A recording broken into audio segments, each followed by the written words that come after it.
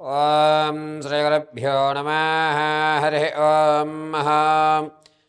గణానాం త్వా గణపతిగుం భవామహే కవిం కవీనాముపమశ్రవస్తమం జ్యేష్ఠరాజం బ్రహ్మణాం బ్రహ్మణస్పత ఆనశృణ్వన్నోతభేసీధసాధనం శ్రీమహాగణాధిపతయే నమః.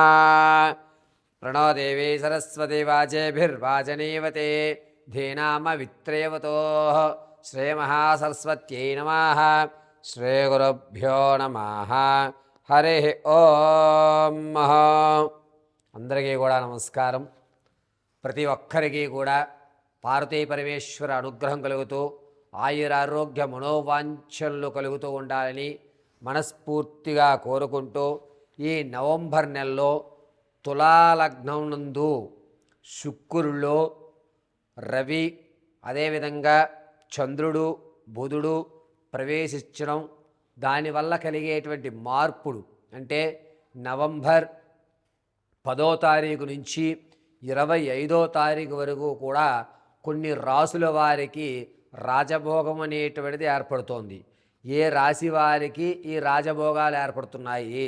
కొంతమంది ఆర్థికంగా అప్పులు తీర్చి ప్రశాంత వాతావరణాన్ని నెలకొల్పుకుంటున్నారు. అందులోనూ శుక్రుల్లో చంద్రుడు ప్రవేశించడం వల్ల అద్భుతమైనటువంటి అవకాశం కలిగేటువంటి గోచర జరుగుతుంది. ఇవన్నీ కూడాను నవంబర్ నెలలో శుక్రుడితో రవి చంద్రుడు బుధుడు ఏ రోజులు కలయిక జరుగుతోంది, దానివల్ల జరిగేటువంటి ద్వాదశ రాశి వారి యొక్క ఫలితాలు ఏ విధంగా ఉండబోతున్నాయి, దీన్ని ఉపయోగించుకుని ఇప్పుడు ఈ సమయంలో మనకి ఏదన్నా ఒక గోల్డెన్ ఆపర్చునిటీ వస్తుందా, దాన్ని ఏ విధంగా సద్వినియోగపరుచుకోవాలి, ఏదన్నా ప్రమాదాలు జరిగేటువంటి అవకాశం ఉందా, ఆ అవకాశం ఉంటే కనుక ప్రమాదాలు జరిగే అవకాశం ఉంటే శృతిలో ఎలా తప్పించుకోవాలి, ఏ దేవతామూర్తిని మనం ఈ 25వ తారీఖు వరకు కూడా ఆచరిస్తే మనకి ఏ విధమైనటువంటి లాభయుక్తం జరుగుతాయి, మనం ఒక స్థాయి అనేటువంటిది ఎప్పుడు మారుతుంది అనేటువంటి ఈ ద్వాదశ రాశి ఫలితాల్లో తులారాశి యుక్తంలోకి శుక్రుడు అందలి రవి చంద్రుడు బుధుడు ఏ రోజు మారుతున్నారు, ఈ మార్పుల వల్ల జరిగేటువంటి పరిణామాలు ఏ విధంగా ఉండబోతున్నాయి, దీని పరిష్కారాలు ఏమిటి, తాత ముత్తాతల నుంచి సంభవించేటువంటి ఆస్తి వ్యవస్థలు ఏమన్నా మనకి అందిపుచ్చుకుంటామా, భార్యాభర్తల మధ్య కీచులాట్లు పెరుగుతాయా అనేటువంటి విషయాలు కూలంకషంగా పరిశీలన చేద్దాం. ఈ 10వ తారీఖు నుంచి ప్రారంభం చేసుకుని 25వ తారీఖు వరకు కూడా శుక్రుడు రాక్షసుల అధిపతి గురువుడు కాబట్టి, అందులోనూ శుక్రాచార్యుని యొక్క అనుగ్రహం ఉంటే అనుకున్నటువంటి పనులు ఉన్నతమైన స్థాయిలో పూర్తయ్యి మన పేరు ప్రఖ్యాతులు ఎదగడానికి ఒక అద్భుతమైన అవకాశం కలుగుతుంది. ఈ ద్వాదశ రాశుల్లో వారికి కూడా 5 రాశుల వారికి అద్భుతంగా ఈ 25 వరకు ఒక గోల్డెన్ పీరియడ్గా చెప్పచ్చు. ఏ రాశి వారికి ఈ గోల్డెన్ అవకాశాలు ఏర్పడుతున్నాయి, ఈ ద్వాదశ రాశుల్లో ఏ రాశి వారు ఆర్థిక సమస్యల నుంచి బయటపడిపోతున్నారు అనేటువంటి విషయాన్ని మనం కూలంకషంగా పరిశీలన చేసుకుందాం. అంతేకాకుండా వచ్చేటువంటి ప్రమాదాలు తప్పించుకోవడానికి ఏ మూలమంత్రాన్ని మనం పఠించుకోవాలి అనేటువంటి విషయాన్ని కూడా మీకు అమ్మవారి అనుగ్రహంతో నాకు ఉన్నటువంటి జ్ఞానాన్ని ఉపయోగించి చెప్పడం జరుగుతుంది. కర్కాటక రాశి వారికి నవంబర్ నెల 10వ తారీఖు నుంచి 25వ తారీఖు వరకు కూడా సొంత ఇంటిలోకి తులారాశి యుక్తంలోకి శుక్రుడు ప్రవేశించడం, దీనివల్ల 17వ తారీఖు నుంచి ఆ శుక్రుల్లో చంద్రుడు, 21వ తారీఖు నుంచి శుక్రుల్లో బుధుడు ప్రవేశించడం, 10వ తారీఖు నుంచి శుక్రుల్లో రవి ప్రవేశించడం వల్ల ఏ విధమైన మార్పులు జరుగుతున్నాయి అనేటువంటి విషయం మనం కూలంకషంగా పరిశీలన చేద్దాం.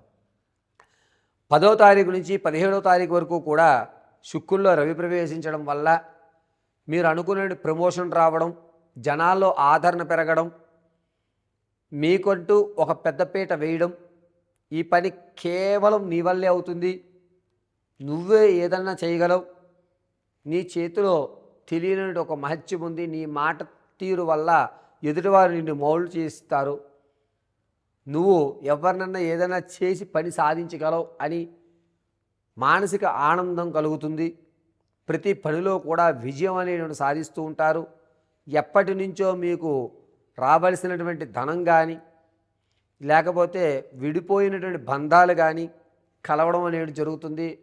ఆహా, నేను అనుకున్నవన్నీ అవుతున్నాయి, నాకు 6 సెన్స్ పనిచేస్తుంది, ఇన్ని రోజులకి నాకు బలం వచ్చింది అని ఒక నమ్మకంతో కర్కాటక రాశి వారు 20వ తారీఖు వరకు నడుస్తూ ఉంటుంది. 20వ తారీఖు నుంచి ప్రారంభం చేసుకుని 25వ తారీఖు వరకు కూడా ఆర్థిక పరంగా మీకు ఎదగడానికి ఒక స్లీపింగ్ పార్ట్నర్ దొరకడం కానీ, లేకపోతే ఒక మంచి ఉద్యోగంలో మీరు ప్రవేశించడం కానీ జరుగుతుంది.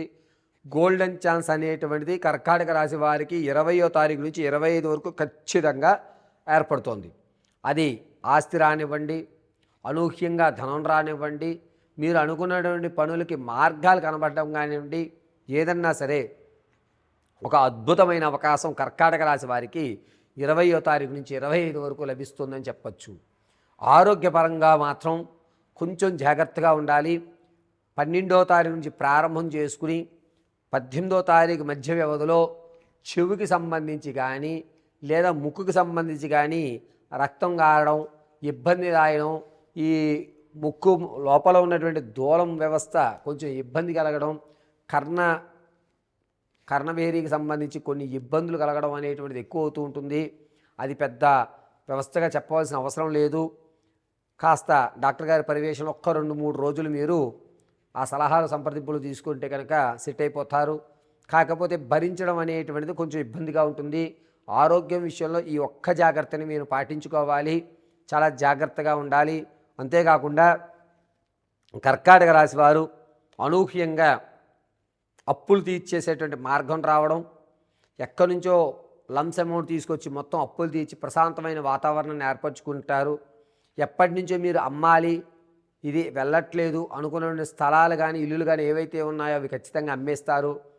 మీరు అనుకున్నటువంటి ధర మీకు రావడం, హమ్మయ్య నేను గట్టిని పెట్టడానికి నాకు మంచి మార్గం దొరికాయి, ఇక నుంచి నేను ఇంతకు ముందు చేసిన తప్పు మళ్ళా చేయకూడదు అనేటువంటి ఒక నిర్ణయానికి వస్తారు. మీ యొక్క తప్పులు తెలుసుకుని వాటిని సరిదిద్దుకుని ఒక స్థాయి అనేటువంటిది మారి జనాల్లో మీకంటూ ఒక ప్రత్యేక గుర్తింపుని ఏర్పరచుకోవడానికి శుక్రుల్లో బుధుడు ప్రవేశించడం వల్ల 21వ తారీఖు నుంచి 25 మధ్యలో సమాజంలో ఒక గౌరవం కోసం మీరు పాకులాడటం అనేది జరుగుతుంది. దీనివల్ల కర్కాటక రాశి వారు మీ యొక్క పేరుని కాస్త ప్రఖ్యాతులు అభివృద్ధి చెందేటువంటి అవకాశం ఏర్పడుతుంది. విద్యార్థులకు మాత్రం కొంచెం జాగ్రత్తగా ఉండాలి, ఓవర్ కాన్ఫిడెన్స్ ఎక్కువ అవుతాయి. దీనివల్ల చదువు మీద కాస్త శ్రద్ధ తగ్గుతుంది, లేనిపోని ఇబ్బందులను తలగ తెచ్చుకుంటున్నారు, కొత్త స్నేహాలు ఏర్పడుతూ ఉంటాయి. అది కూడా 18వ తారీఖు నుంచి ప్రారంభమై 21 మధ్యలో కొత్త స్నేహాలు ఏర్పడతాయి. దీనివల్ల వచ్చేటువంటి భవిష్యత్తులో అనేకమైన సమస్యలు తలగరుద్దు కూడా ఉంటుంది. కాబట్టి కొత్త స్నేహాలు కర్కాటక రాశి వారు దూరంగా ఉండడం చాలా మంచిది. ప్రతినిత్యము కూడా ఈ కర్కాటక రాశి వారు శ్రీమన్నారాయణ ఆరాధన చేయడం లేదా లక్ష్మీ నరసింహస్వామి వారి ఆరాధన చేయడం చాలా మంచిది.